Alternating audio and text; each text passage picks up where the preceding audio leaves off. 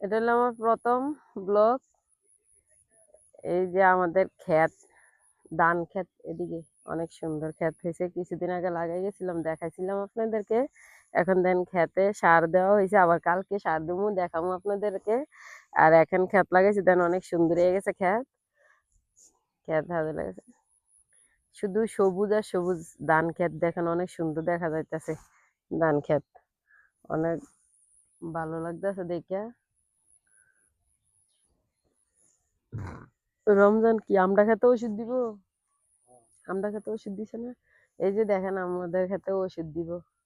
ক্ষেতের ওই যে পোকা আছে, ডিগ কাটে ধানের, এগুলার পোকের ওষুধ দিয়ামু। ওই যে লোক লইছি, ওষুধ দিমু। দেখেন মেশিন দিয়ে ওষুধ দিমু।